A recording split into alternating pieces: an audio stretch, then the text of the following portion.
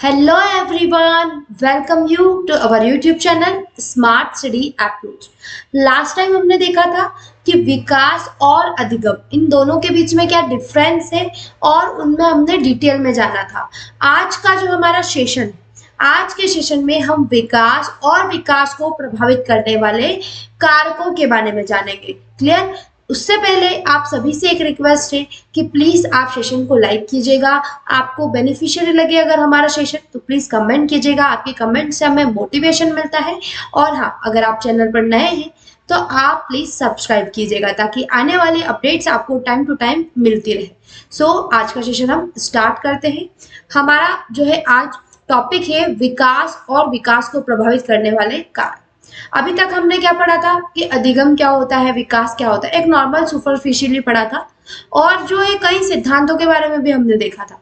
तो अभी हम फिर से पढ़ने वाले हैं कि विकास का अर्थ और विकास की प्रभावित करने वाले कारक। क्यों? क्योंकि सेकेंड यूनिट में फिर से विकास की जो फर्स्ट यूनिट है जिसमें विकास की अवधारणा पूछी थी, सेकेंड यूनिट में विकास और विकास को प्रभावित करने वाले कारकों के बारे में। तो कहीं ना कहीं आपको ओवरऑल जो है यही चीजें मिलने वाली है विकास से रिलेटेड, बस क्योंकि बाल विकास से संबंधित सब्जेक्ट है। तो विकास क्या है? विकास क्या है? Meaning and definition of development. विकास एक व्यापक है, यानी व्यापक मतलब क्या होता है? बड़े रूप से फैला हुआ और सतत यानी निरंतर चलती रहती है। तो व्यापक यानी एक बहुत बड़ी और निरंतर प्रक्रिया है जिसका तात्पर्य व्यक्ति में गर्भाधान से, जब माता जो है गर्भवती हो जाती है, गर्भ धारण कर लेती है, तब से ही एक बच्चे का विकास जो है उस दिन से काउंट होने लगता है।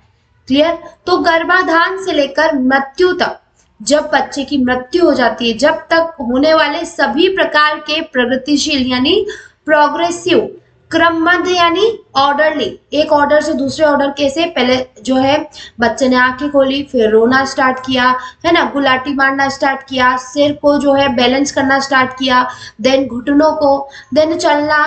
तो ये सब क्या है? एक ऑर्डर में होता है और हर किसी के अंदर क्रम में ही होता है। तो ऑर्डरली और सुसंगत यानी अच्छे से। तो परिवर्तनों से है किसका मतलब? विकास का मतलब। यह केवल शारीरिक वृद्धि तक सीमित नहीं है। जब भी बात आती है विकास की, तो विकास कभी भी शरीर के वृद्धि में जो है उसमें ही सम्मिलित नहीं होता है, बल्कि इससे किसका तात्पर्य है? परिपक्वता यानी मैच्योरिटी। मैच्योरिटी जब आ जाती है तब कहा जाता है विकास। तो मैच्योरिटी की ओर अग्रसर होने वाले गुणात्मक परिवर्तन शामिल है। वृद्धि को हम क्या बोलते हैं? मात्रात्मक परिवर्तन बोलते हैं, लेकिन विकास जो है वह क्या है? एक गुणात्मक परिवर्तन है। क्या है? एक गुणात्मक। वृद्धि को मात्रा में मापा जा सकता है, जैसे ऊंचाई हो गया, वजन हो गया, इनको हम माप सकते हैं, इसीलिए मात्रात्मक। और जो विकास होता है यह गुण को प्रदर्शित करता है, इसीलिए इसे कहा जाता है गुणात्मक। तो जैसे कि सोचने समझने की क्षमता में जो आता है परिवर्तन होता है। बच्चे पहले कुछ और सोचते हैं स्कूल जाने से पहले, लेकिन जैसे जैसे वह स्कूल जाते हैं, अपने आप को डेवलप करते हैं, तो उससे क्या भाषा में जो परिवर्तन आता है वह कहलाता है विकास। भावनाओं को महसूस करना। जो बच्चे छोटे होते हैं बहुत, तब वह किसी की भावनाओं को नहीं समझते, जिद्दी होते हैं, लेकिन धीरे धीरे डे बाय डे वह दूसरों की भावनाओं को समझने लगते हैं। तो वह भी किसके अंतर्गत आता है? विकास के अंदर। और व्यक्त करना, जो बच्चा सोच रहा है वह सोचने के अलावा दूसरे को आसानी से बताना कि मुझे ये प्रॉब्लम है, मैं ऐसा सोच रहा हूँ, तो उसे व्यक्त करने का जो तरीका है उसमें जो थोड़ा सा चेंजेस आता है, उसी को क्या कहा जाता है? विकास कहा जाता है। सामाजिक संबंधों की समझ और नैतिक मूल्यों का विकास, यह सभी किसके अंतर्गत आते हैं? विकास के अंतर्गत। यह तो बात होती है विकास की। अब जहां पर गुणात्मक शब्द आता है वहां पर मात्रात्मक शब्द भी होता है। तो मात्रात्मक शब्द किससे संबंधित है? हमारा वृद्धि से। तो विकास और वृद्धि ये दोनों में डिफरेंस क्या होता है? Difference between development and growth. तो वृद्धि क्या है? हमने देखा था एक मात्रात्मक होती है। तो वृद्धि यानी ग्रोथ जो होती है वो मुख्यतः शारीरिक परिवर्तनों, जैसे कि आकार में, लंबाई में और वजन में, इन तीनों में अगर चेंजेस हो रहा है मतलब आपके शरीर में वृद्धि हो रही है, इसको संबंधित करती है, मात्रात्मक होती है और परिपक्वता के बाद रुक जाती है। आपने देखा कि जो बच्चे 18-19 की उम्र में होते हैं, जब हार्मोनल चेंजेस हो जाते हैं बच्चे के अंदर, प्यूबर्टी की एज हो जाती है, तब जो है एक हाइट रुक जाती है। कई बार आपने सुना होगा कि 18 वर्ष से ले या 20 वर्ष के बाद जो है हाइट रुक गई, फिर नहीं बढ़ती, फिर वही रहती है। तो जो है वृद्धि की बात हो रही है कि वृद्धि परिपक्वता के बाद यानी मैच्योरिटी के बाद जो है रुक जाती है। वृद्धि और विकास एक ही मतलब जो वृद्धि है वह विकास का ही हिस्सा है। जैसे विकास एक डेवलपमेंट प्रोसेस है जिसके अंदर वृद्धि भी आती है। नेक्स्ट वन क्या आता है? विकास। क्योंकि हम क्या देख रहे हैं? वृद्धि और विकास, इन दोनों में देख रहे हैं डिफरेंस। तो नेक्स्ट वन आ जाता है हमारा विकास। तो शारीरिक वृद्धि के साथ साथ मानसिक, सामाजिक और संवेगात्मक, मानसिक यानी मस्तिष्क के द्वारा, सामाजिक यानी सोशल एक ग्रुप एक्टिविटी समझ लीजिए, और संवेगात्मक यानी सेंसरी जो हम संवेग करते हैं, संवेगात्मक और नैतिक जो सही तरीके से सही विजन में, जैसे सभी पहलुओं में होने वाले गुणात्मक परिवर्तन और कार्यात्मक, क्योंकि फंक्शन भी करता है विकास, तो इन दोनों परिवर्तनों को समाहित करता है। यह जीवन भर चलने वाली प्रक्रिया है। कैसे? गर्भाधान से लेकर मृत्यु तक चलती है, इसीलिए इसे कहा जाता है जीवन भर। विकास में क्या होती है? वृद्धि शामिल है, क्लियर है, लेकिन विकास केवल वृद्धि नहीं। इस क्वेश्चन को आपको ध्यान से देखना चाहिए, आपको रिमेम्बर रखना चाहिए कि विकास के अंदर वृद्धि आती है, लेकिन वृद्धि में विकास केवल विकास मतलब जो है विकास जो है केवल वृद्धि नहीं है। विकास के अंतर्गत और भी कई पहलू होते हैं, सिर्फ वृद्धि के नाम को ही विकास नहीं कहा जाता। क्लियर है? आप देख लीजिए कि विकास के कौन कौन से क्षेत्र, किन क्षेत्रों में जो विकास होता है। Domains and dimensions of development. तो विकास क्या होता है? एक बहुआयामी होता है, मतलब बहुत अलग अलग आयामों में होता है, जिसमें से प्रमुख सबसे पहला है शारीरिक विकास, शरीर का विकास होना, फिजिकल डेवलपमेंट। देन संज्ञानात्मक विकास यानी कॉग्निटिव डेवलपमेंट, बच्चा जो है खेल के क्षेत्र में, कला के क्षेत्र में अपने आप को बढ़ाता है। नेक्स्ट वन है सामाजिक विकास, यानी जो है ग्रुप एक्टिविटीज करता है, ग्रुप में सभी की भावनाओं को समझता है, तो वह होता है सोशल डेवलपमेंट। नेक्स्ट वन आता है फोर्थ वाला, संवेगात्मक और भावनात्मक विकास। बच्चा अपनी भावनाओं को व्यक्त करता है, अगर कोई सामने वाला सैड है या फिर खुश है तो वह उनके एक्सप्रेशन को आसानी से समझता है, तो उसे कहा जाता है इमोशनल डेवलपमेंट।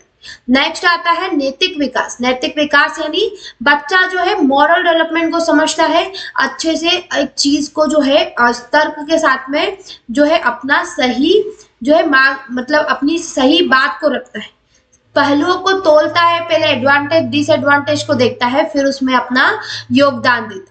और नेक्स्ट आता है भाषा विकास, जिसे लैंग्वेज डेवलपमेंट भी कहा जाता है। ये सभी क्षेत्र एक दूसरे से अंतर संबंधित है और मिलकर व्यक्ति के समग्र विकास को क्या करते हैं? परिभाषित करते हैं। कितने विकास देखे आपने? जो है 6 प्रकार के विकास देखे ना, तो ये सभी मिलकर क्या करते हैं? व्यक्ति के समग्र विकास को क्या करते हैं? प्रभावित करते हैं।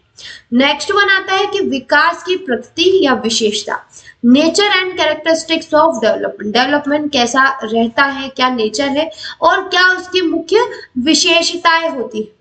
तो विकास क्या है? एक जीवन पर्यंत चलने वाली प्रोसेस है। Development is a life long, पूरी लाइफ टाइम रहता है।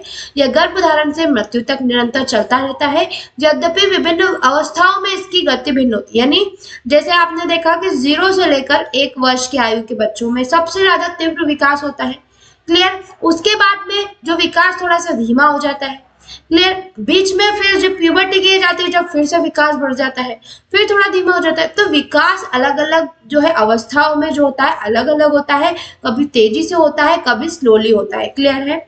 बहुआयामी है, मतलब डेवलपमेंट इज मल्टी डायमेंशनल। यह विभिन्न क्षेत्रों जैसे शारीरिक, संज्ञानात्मक, इन सभी में क्या होता है? एक साथ होता है, मतलब अलग अलग क्षेत्रों में भी होता है लेकिन साथ में होता है। बच्चा जो है लिखना भी सीख जाता है, बोलना भी सीख जाता है, समाज में भी रहना सीख जाता है, कलाएं भी सीख जाता है। तो यह सभी चीजें क्या प्रदर्शित करती है कि विकास जो है वह बहुआयामी है, बहुदिशात्मक भी है। कैसे है? Development is a multi directional. किस तरीके से मल्टी डायरेक्शनल? जीवन काल के दौरान कुछ क्षमताएं जो है विकसित होती है या फिर बढ़ती है, जबकि अन्य जो होती है कम हो जाती है। जैसे वृद्धावस्था में प्रतिक्रिया जो होती है, समय जो वृद्धावस्था होते हैं तो क्रिया के प्रति प्रतिक्रिया जो होता है, मतलब जो है इजीली कोई चीज जैसे गर्म जो है नहीं लगती, या फिर अगर किसी ने कुछ कहा है तो इजीली सुनना ही नहीं देता है ना, कुछ जो है चीजें ब्लर दिखाई देती है, अवस्था तो होती है वृद्धावस्था, लेकिन चीजें जो है वो क्लियर नहीं विजिबल होती। तो उन्हीं चीजों को कहा गया है कि अन्य कभी जो होती है कम हो सकती है और कई जगह जो है बढ़ती है। विकास अत्यधिक लचीला और प्लास्टिक होता है। जैसे आपने क्ले देखा है ना, क्ले कैसा होता है, एकदम लचीला, उसको आप जैसे तरीके से मोड़ोगे वो उस तरीके से जो है मुड़ जाएगा। तो व्यक्ति की विकास की क्षमताएं अनुभव और परिस्थितियों के अनुसार क्या हो जाती है, परिवर्तित हो सकती है। जिस प्रकार का उसको अनुभव मिलता है उस प्रकार से उसका डेवलपमेंट होता है, और जैसी परिस्थितियां आती है, परिस्थितियां इंसान को क्या करती है, जीना सिखाती है। तो वही जो है विकास को भी क्या करती है, प्रभावित करती है। प्रारंभिक अनुभव महत्वपूर्ण होते हैं, लेकिन बाद के अनुभव भी विकास को क्या करते हैं, प्रभावित करते हैं। फॉर एग्जाम्पल, जब बच्चा स्टार्टिंग में स्कूल जाना सीखता है, शुरुआती स्कूल उस बच्चे को बहुत भली भांति याद रहता है और उसे इंटरेस्ट भी आता है और उसे लाइफ टाइम याद रहता है। लेकिन जब वह मध्य में, जैसे 5th पास करके 6th में जाता है या 6th करके 7th में, तो उसके लिए चेंजेस तो हो रहा है, लेकिन इतना भी नहीं जितना उसके लिए फर्स्ट टाइम हुआ था। तो यहाँ पर यही बात कहना चाह रहा है कि प्रारंभिक अनुभव जो है ज्यादा इंपॉर्टेंट होता है ना, जो बाद के अनुभव के विकास से। अब विकास जो है बहुविषयक है। विषयक से आप क्या समझते हैं, मल्टी डिसिप्लिनरी। कैसे, एक अध्ययन मनोविज्ञान, समाजशास्त्र, नृविज्ञान, जीव विज्ञान, ऐसे कई विषयों के अंतर्गत जो है किया जाता है विकास। क्लियर है। विकास प्रासंगिक होता है, डेवलपमेंट इज कॉन्टेक्चुअल। कैसे होता है कॉन्टेक्चुअल, ऐतिहासिक, सांस्कृतिक, सामाजिक, आर्थिक संदर्भों से जो है प्रभावित हो सकता है। प्रत्येक व्यक्ति का विकास उसके विशिष्ट संदर्भ होता है। कैसे होता है विशिष्ट संदर्भ में, जैसे कि सामाजिक रूप से किसी जो है, जैसे विशेष आवश्यकता वाले बच्चे हैं तो समाज में उनको कैसे देखा जाता है, थोड़ा अलग नजरिए से देखा जाता है। नॉर्मल बच्चे के कंपैरिजन में हर कोई जो है इजीली उसका मजाक उड़ा देते हैं, तो उस चीज से भी क्या होता है, विकास प्रभावित होता है। अलग अलग लोगों के लिए अलग अलग तरीके से प्रभावित करता है। कोई बच्चा बहुत इंटेलिजेंट है, समाज में उसका सदैव नाम रहता है, तो उस बच्चे के लिए जो है विकास जो है सामाजिक रूप से क्या होगा, अच्छा होगा। आर्थिक रूप से कई बार पेरेंट्स के पास में जैसे कि पैसे कम होते हैं, तो बच्चों के भरण पोषण के लिए उनके पास पैसे नहीं होते, अच्छी शिक्षा के लिए पैसे नहीं होते, तो उस कंडीशन में उस बच्चे के विकास पर जो है आर्थिक रूप से भी प्रभाव पड़ता है। तो बस यही यहाँ पर कहना चाहता है कि विकास प्रासंगिक होता है, प्रत्येक व्यक्ति का विकास उसके विशिष्ट संदर्भ में होता है। नेक्स्ट वन आता है कि विकास में वृद्धि, रख रखाव और हानि का नियमन शामिल है। किस तरीके से, development involves growth, maintenance and regulation of loss. जीवन के विभिन्न चरणों में इन तीनों का संतुलन बदलता रहता है। क्लियर है, अलग अलग चरण होते हैं तो वहां पर जो है संतुलन जो है चेंज होता रहता है। अब विकास के जो सिद्धांत है, अब विकास के जो सिद्धांत है, जैसे निरंतरता का सिद्धांत, विकास क्रम की एकरूपता का सिद्धांत, इन सभी के बारे में जो हमारी फर्स्ट यूनिट थी जिसमें हमने विकास की अवधारणा देखी थी, उसके अंतर्गत हमने जो है इसको डिटेल में जाना था।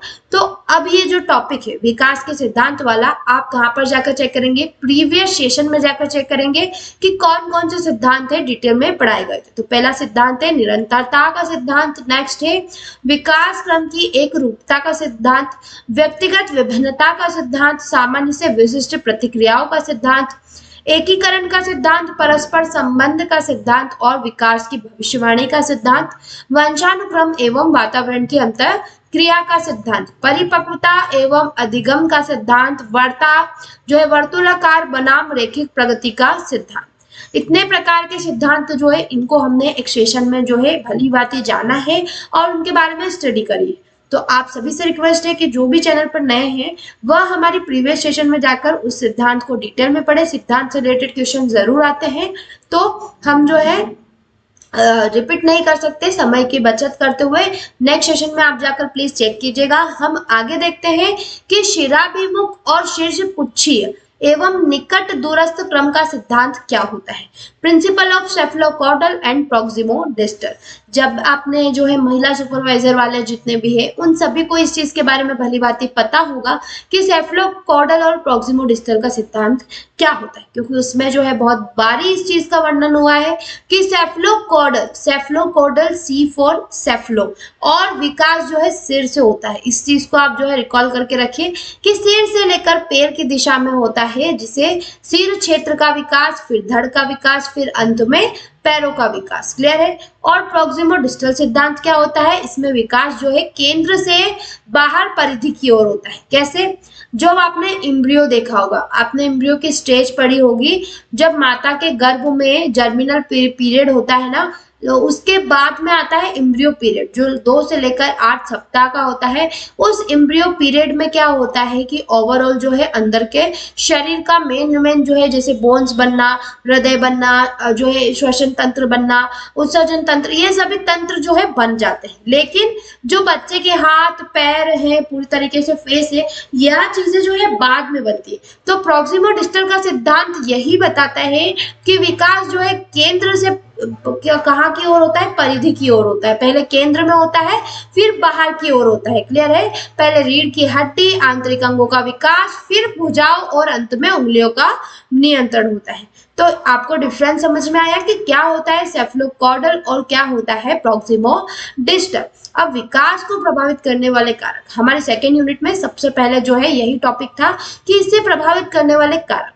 तो विकास क्या है, एक जटिल प्रक्रिया है जिसे अनेक कारक जो है प्रभावित करते हैं। इन्हें मुख्य रूप से 2 श्रेणियों में बांटा गया है, आनुवंशिक कारक जो कि प्रकृति से डिनोट करता है, और वातावरणीय कारक जो पोषण से डिनोट करता है।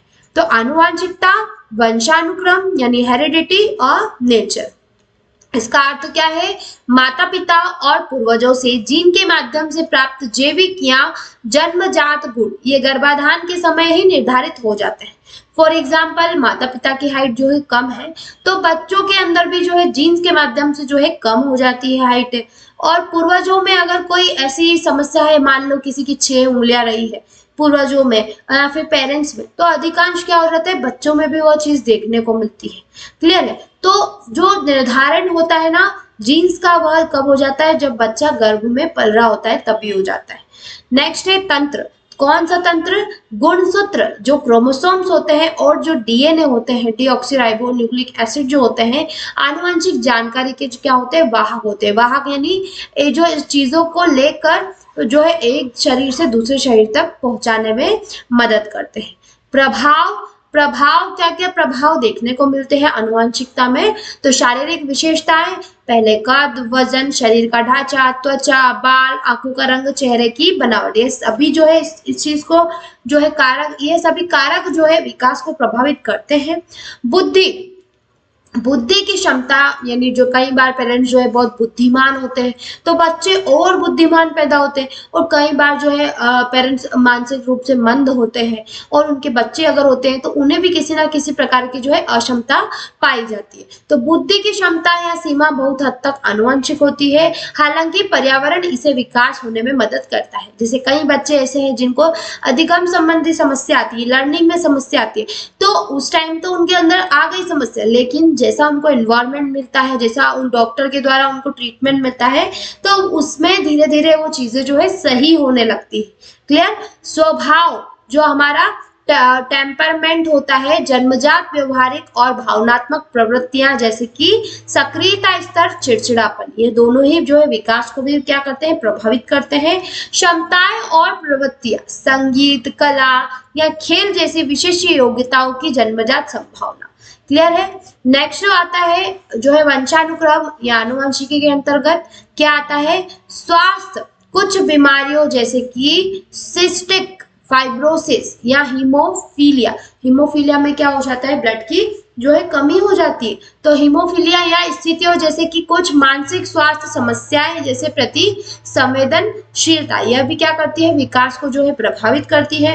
अब इसकी क्या सीमाएं होती है, तो आनुवंशिकता केवल संभावनाओं की एक क्या करती है, रेंज प्रदान करती है।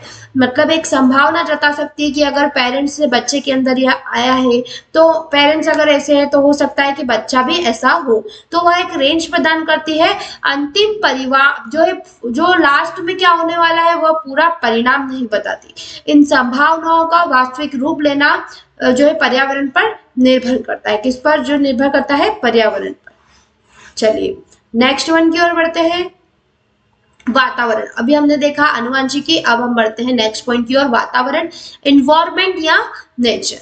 तो इसका अर्थ क्या है, गर्भाधान के बाद व्यक्ति को मिलने वाले सभी बाहरी प्रभाव, अनुभव और स्थिति, जो भी बाहरी प्रभाव मिलते हैं, अनुभव जो मिलते हैं और स्थितियां जो बनती है उस वो होता है एक्सटर्नली इन्वायरमेंट। प्रसव पूर्व वातावरण कैसा होता है, यानी पहले जो है प्रीनेटल इन्वायरमेंट कैसा होता है, जो गर्भ में जो शिशु उसका विकास होता है तो वह कैसा होता है, कैसे प्रभावित करता है। तो माँ का स्वास्थ्य और पोषण, संतुलित आहार, आवश्यक विटामिन विशेषकर फॉलिक एसिड की कमी या अधिकता शिशु के शारीरिक या मस्तिष्क विकास को प्रभावित कर सकती है।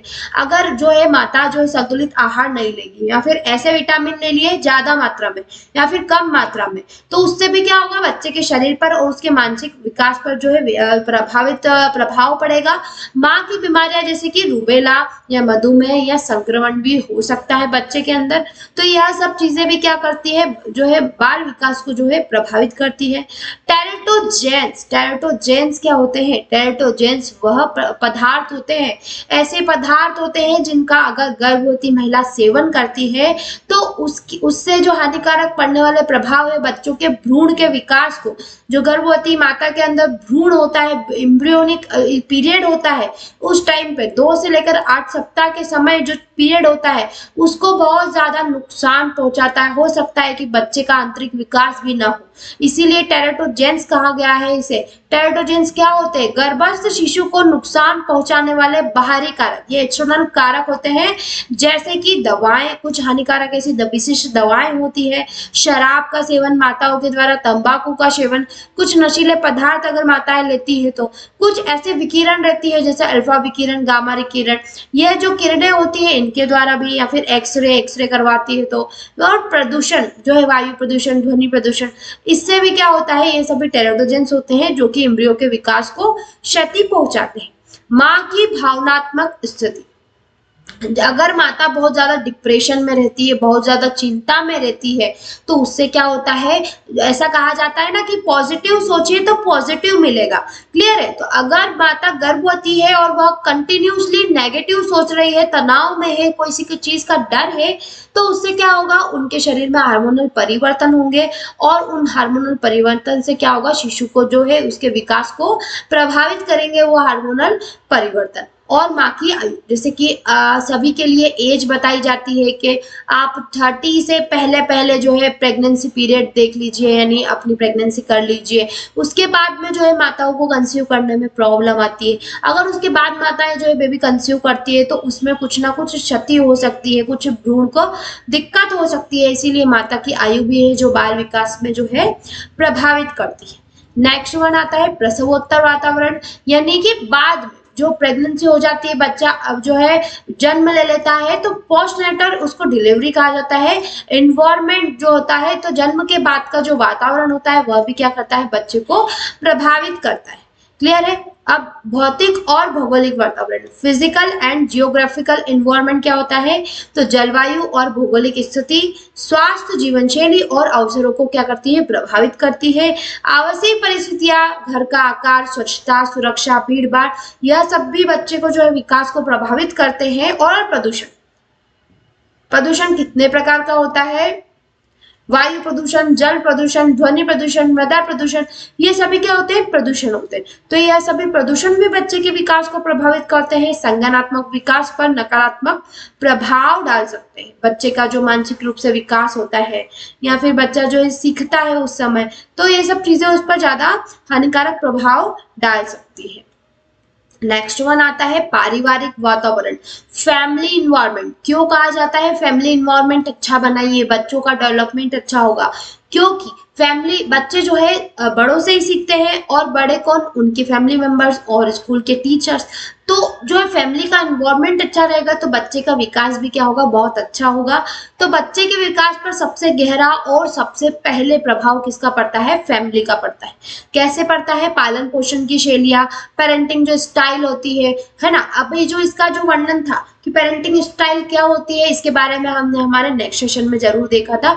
तो पेरेंटिंग स्टाइल के बारे में आप वहां से हमारे प्रीवियस सेशन से जो है अच्छे से देखिएगा कि वहां पर क्या है। नेक्स्ट वन है कि माता पिता बच्चे का संबंध जो है सुरक्षित लगाव जो होता है, सिक्योर अटैचमेंट होता है, बच्चे में विश्वास का, सुरक्षा का और अन्वेषण की भावना जो है विकसित करती है अगर माता पिता के बीच में अच्छा संबंध है तो। संवाद की गुणवत्ता, संवाद यानी बातचीत करना, तो बातचीत अच्छी होती है, प्यार दुलार होता है और समर्थन मिलता है माता पिता से बच्चों को।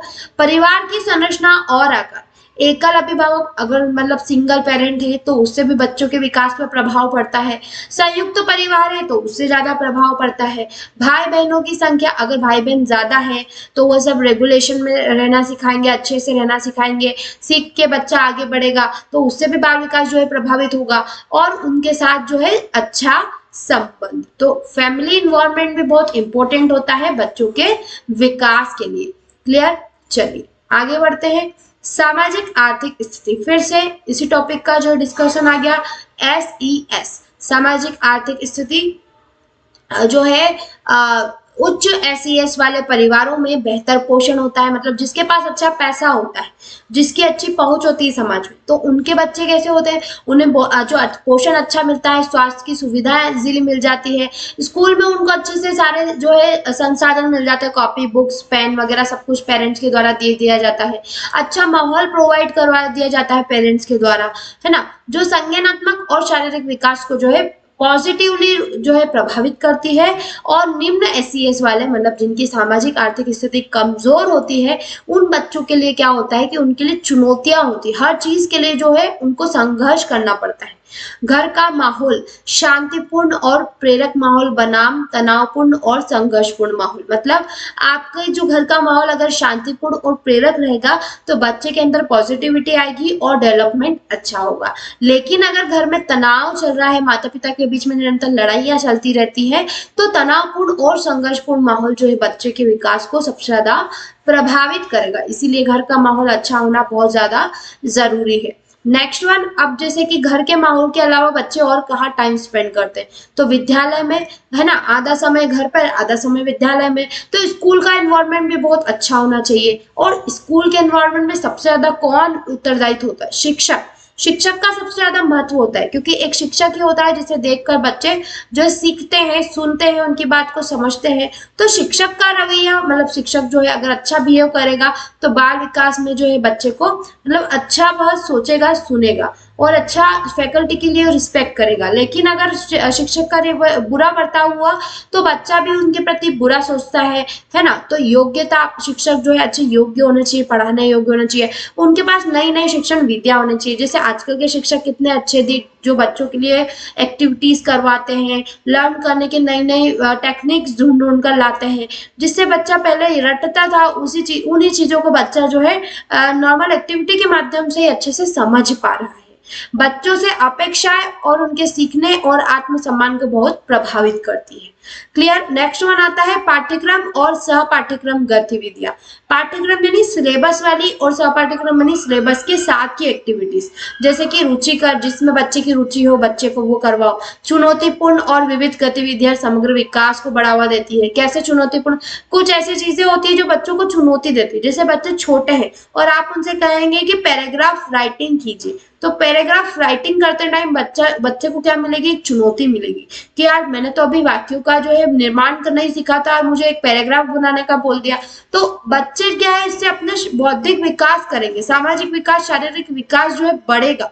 तो जो है ये सब चीजें जो पाठ्यक्रम होता है और जो सह पाठ्यक्रम एक्टिविटीज होती है यह बच्चे के तीनों मतलब बौद्धिक, सामाजिक, शारीरिक तीनों विकास को जो है बढ़ावा देती है।